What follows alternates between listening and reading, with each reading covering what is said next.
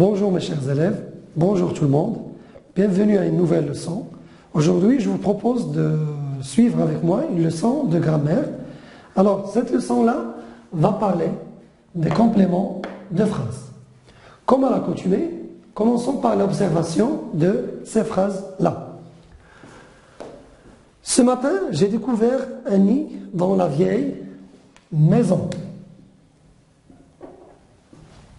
Je lis des romans régulièrement. Hier, nous avons attendu avec impatience le début de notre programme favori. Alors, dans une leçon passée, on a parlé des composants de la phrase. On a parlé du sujet, on a parlé du verbe et on a parlé du complément de verbe. Dit aussi les compléments d'objet direct et les compléments d'objet indirect. Aujourd'hui, on va s'intéresser à ces mots en rouge. On va voir quelle est leur nature grammaticale, quelle est leur fonction dans la phrase, ainsi que d'autres choses. Ce matin, j'ai découvert un nid dans la vieille maison. Je lis des romans régulièrement. Ce matin, le mot matin ou ce matin, qu'est-ce qu'il nous ajoute dans la phrase? Qu'est-ce qu'il nous explique? Qu'est-ce qu'il nous précise exactement? J'ai découvert un nid, alors je peux poser la question en disant quand? Quand j'ai découvert un nid? J'ai découvert un nid ce matin. Alors le mot matin m'a indiqué le temps de ma découverte. Dans cette partie, dans la vieille maison, j'ai découvert un nid où. Alors je vais chercher avec la question où le lieu de la découverte. Alors, c'est un espace, c'est lieu. Le lieu dans notre action ou de toute la phrase. Dans la deuxième phrase, je lis des romans régulièrement. Alors, dans cette question, dans cette phrase, je vais me poser la question, quelle est la fréquence de ma lecture des romans? Ça veut dire, je lis le roman pendant combien de fois par semaine, par jour, par mois? Régulièrement, d'une façon régulière ou avec régularité, ça indique la manière. Alors, je peux poser la question pour obtenir cette manière-là, je peux dire comment je lis des romans. Alors, ma réponse sera, je lis des romans régulièrement. Troisième phrase, hier, nous avons attendu avec impatience. Nous avons attendu quand? Pour chercher. Alors, le quand, c'est pour chercher un temps. Alors, hier ici, puisqu'il répond à la question quand, nous avons attendu hier, ou là, hier, nous avons attendu, alors, on a tout simplement obtenu le temps. Nous attendons. Nous avons attendu. Comment? Alors, c'est une autre manière d'exprimer la manière en utilisant avec impatience. Avec impatience, nous avons attendu. Alors, c'est une manière. Le début de notre programme favori. Maintenant, regardez avec moi. Ces phrases, ces mots-là, ils nous ont indiqué, ou ils nous ont ajouté des précisions sur les circonstances dans lesquelles s'est passé ou se sont passées les actions dans les trois phrases. Alors on dit, ces mots-là nous précisent ou nous donnent, il donne, des précisions sur les circonstances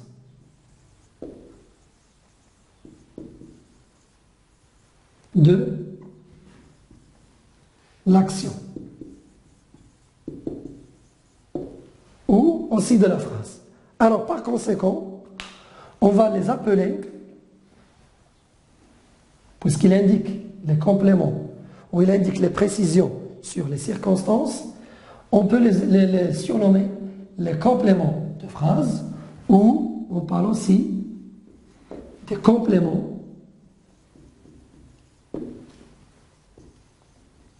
circonstanciels.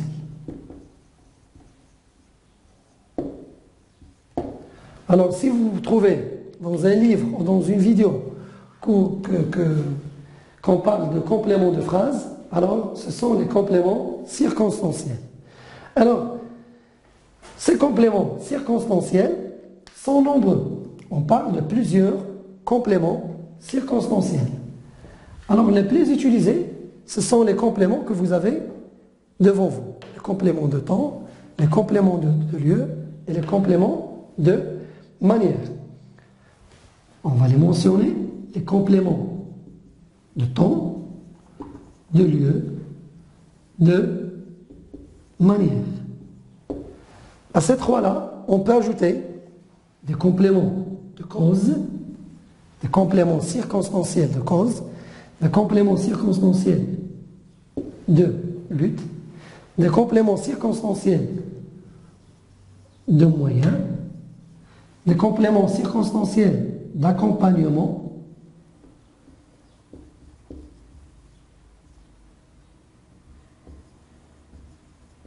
et ainsi de suite. Il y en a plusieurs, si vous voulez les découvrir, il suffit de chercher. Maintenant, on passe à la nature d'un complément de phrase ou à la nature d'un complément circonstanciel. Les compléments circonstanciels ont une nature ou des classes grammaticales comme tous les autres mots. Observons cette phrase. Ce soir, je vais rester à la maison. Je vais rester à la maison quand? C'est ce soir. Alors on a indiqué le temps par ces mots-là. Comme vous l'avez remarqué, nous avons un déterminant et nous avons un nom commun. Alors, le complément de phrase ou le complément circonstanciel peut être composé d'un déterminant et d'un nom, ou d'un déterminant et d'un nom et d'un adjectif. Alors, cette suite de mots, on l'appelle un groupe nominal. Ça, c'est l'abréviation de groupe nominal. Le complément de phrase peut être aussi, comme vous avez devant vous, il nage rapidement. Posons la question d'abord pour savoir qu'est-ce que le mot rapidement nous exprime. Il nage comment? Il nage rapidement. Alors, le mot rapidement ici exprime la manière. Ça, c'est sa fonction. C'est un complément de phrase qui exprime la manière. C'est la fonction. Mais pour la classe grammaticale, le mot rapidement, c'est un adverbe. Alors, un complément de phrase peut être groupe nominal, peut être un adverbe. Il peut être aussi sous cette forme-là. Quand la cloche sonne, les élèves sortent à la récréation. Quand la cloche sonne, comme vous le voyez ici, le quand nous explique ou nous indique le temps lorsque les élèves sortent à la récréation. Alors, quand la cloche sonne, toute cette partie nous exprime ou nous donne le temps de l'action.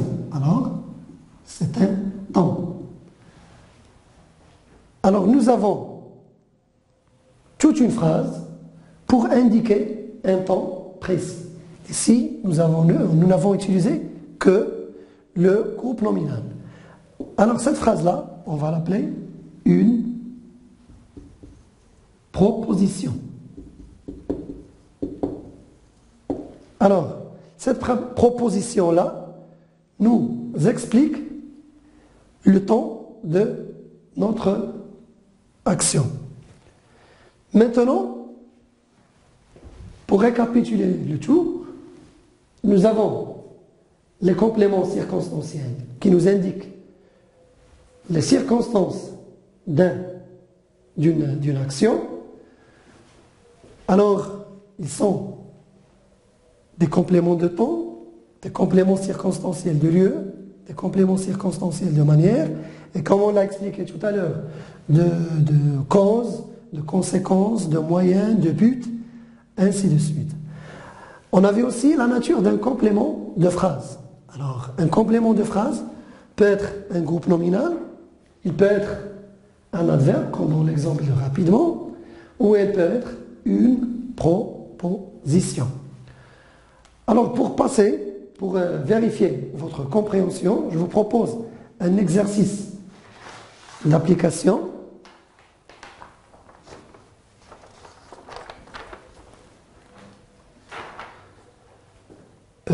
Oui.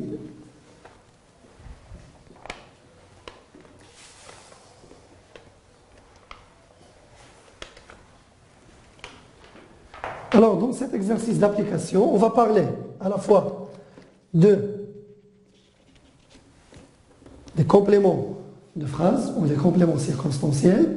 On va parler de leur rôle dans la phrase, est-ce qu'ils expriment les circonstances de temps, les circonstances de lieu, de manière ou de but.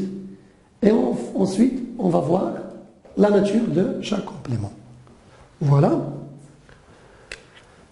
Dans la première phrase, elle fait du sport dans la forêt pour maigrir. Deuxième phrase, il viendra vers 18 heures, il nage rapidement, j'irai au cinéma mardi prochain. À cause du vent, le signal du modulateur est faible. Alors, essayez de réfléchir un peu, essayez de répondre. Je sais bien que vous pouvez faire les bons choix et je peux revenir pour corriger avec vous.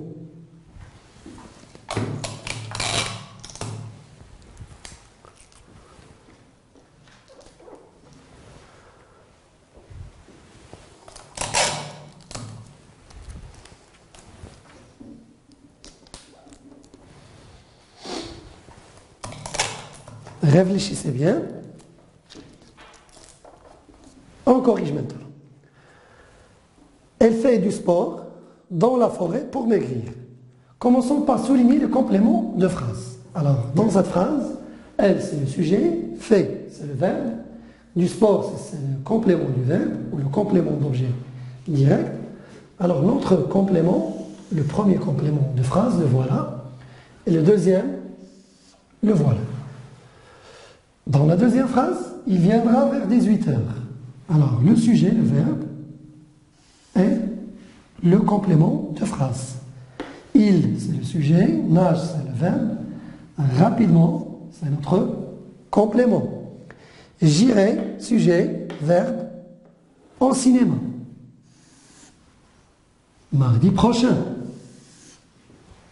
À cause du vent, nous avons le sujet, nous avons toute cette partie, c'est le sujet, le verbe et le complément. Alors dans cette partie, on parle d'un attribut de sujet. C'est quelque chose qu'on va voir dans une autre leçon, Inch'Allah. Alors, le premier complément de phrase. Commençons par poser les questions. Elle fait du sport. Alors, choisissons la bonne question pour trouver le bon complément de phrase. Il fait du sport quand?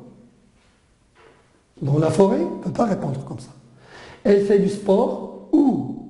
Dans la forêt? Oui, c'est possible. Alors, notre question, c'est où? Elle fait du sport où? Alors, le où ici nous indique le lieu. Elle fait du sport dans la forêt. Comment? Pour maigrir, on ne peut pas répondre. Elle fait du sport dans la forêt. Pour quel but? Ou dans quel but? Pour maigrir. Alors ici, on a indiqué pour quelle raison, pour quel but. Alors la question nous a indiqué un but, une fin.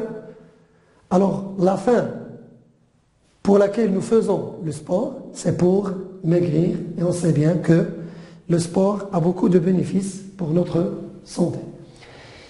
Il viendra vers 18 heures. Il viendra quand?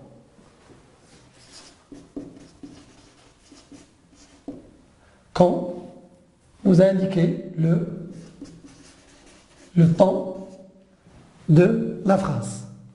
Il nage rapidement. Rapidement, c'est un adverbe qui nous montre la fréquence ou comment je nage. Alors, ou comment il nage. Rapidement, ici nous indique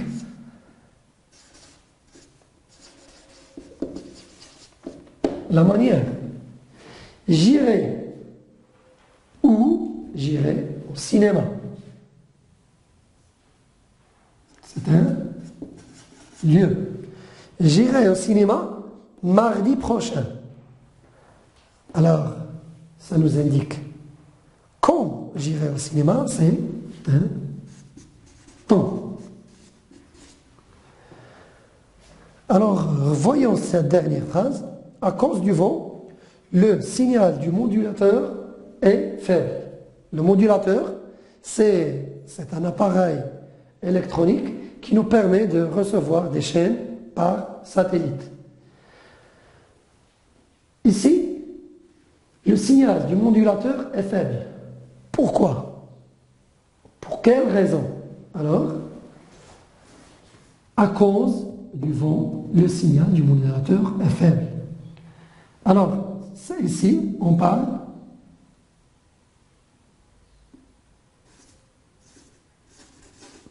de la cause.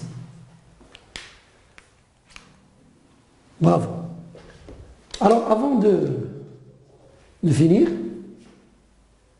on a découvert qu'il y a des compléments de temps, des compléments de lieu, des compléments de manière, et on a vu aussi avec des exemples l'existence des compléments de but et l'existence des compléments de cause. Merci. Il y a une nouvelle leçon, Inch'Allah.